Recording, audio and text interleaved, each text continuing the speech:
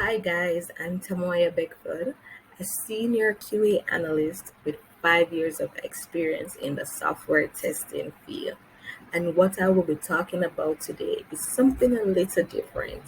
It's the five work appreciation languages that can be extended to the QA professionals within our teams. So let's get started. In this presentation, I will uncover the following. Firstly, the importance of making QAs feel appreciated and valued.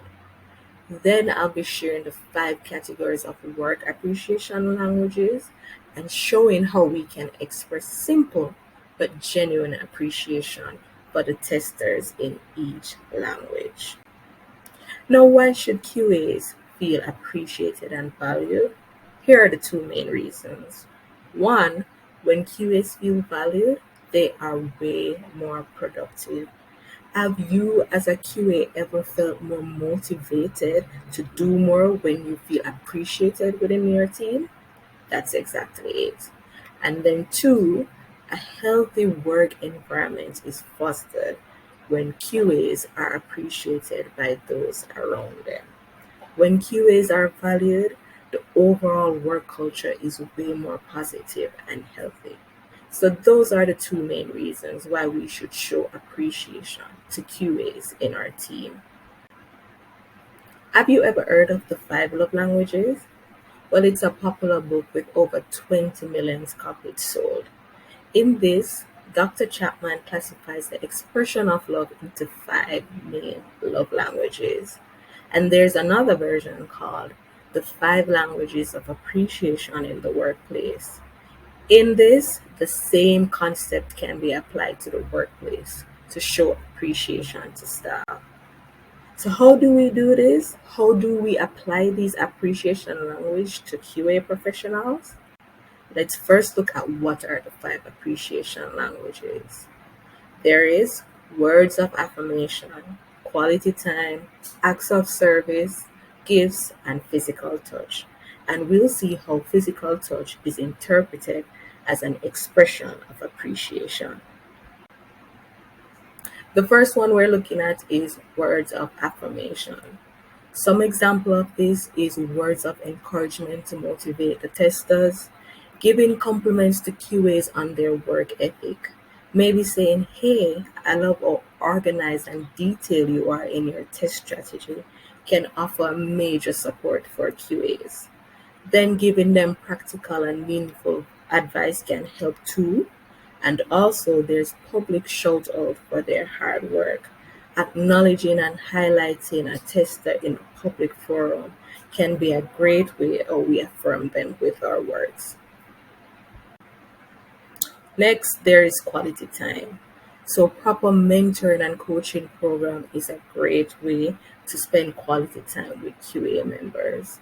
There's also one-on-one individual time with team leads, QA managers, and even scrum masters that shows the QA that we appreciate them and care about their growth. There's team building activities, also allowing QAs their vacation and personal time off when necessary. We know that the job of a QA can be demanding, so allowing QAs to take their breaks is a great way. Finally, there's making sure QAs are allotted time for research and development. During our day-to-day job, we can be bogged down with our job functions, so allowing special time to work on research and personal development is a great way we can show appreciation in quality time. Next, we have acts of services. Here, we're talking about anything a person does to ease the burden of responsibilities for our QA. So it might look like helping the QA with setting up a new automation tool or any tool for that matter, because we know setting up a new workspace and new tooling can sometimes be a lot. So offering help is a great act of service. Then we have helping QAs with constructing their test scenarios and performing tests so they can achieve optimal test coverage. Another major act of service is making improvements to the QA process. When we make great improvements to the QA process, the workflow is smoother and the workload is easier for the QA, allowing them to achieve greater project success. Next up is gifts, and most person love getting gifts, right? So, what does gifts look like for QAs? One, providing new opportunities to learn and upskill themselves. So, one of the great gifts my employer gave us was to give us unlimited access to the Udemy for Business platform, where we have a plethora of courses to learn from. Then they're sponsoring QAs to go on conferences, trainings, and getting certified. These things can be costly, so spending the money to support QAs in these ways can be a great gift for them. Also, too, exposing QAs to different kinds of projects, allowing them to work on mobile apps differently from web apps and differently from desktop application is a great gift of experience for them.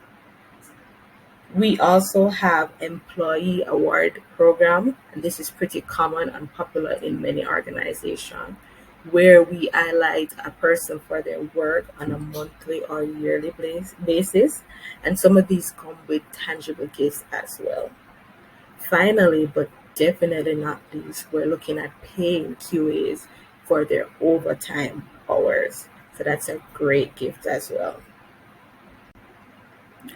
Finally, we have physical touch, and that might look like a handshake, a high five, a pat on the back to say good job for the work that you're doing. But more so in this virtual workspace, physical touch looks like actively listening and understanding the challenges that the QA might be facing.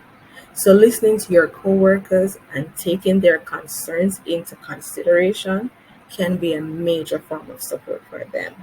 And then we also have exercising sympathy and empathy towards QA.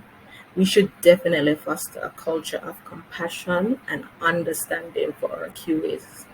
Doing this creates a space where they can feel the most acknowledged and valued. So there we have it, the five appreciation languages. Now think about it. What is your work appreciation language? It may be a combination of multiple languages too. As team leads, we should ensure that we're expressing these appreciation languages, and as QAs, ensure that we are receiving the appreciation language we most desire to make us feel valued. That's my presentation for today. I hope you gained something from it, and thanks for listening.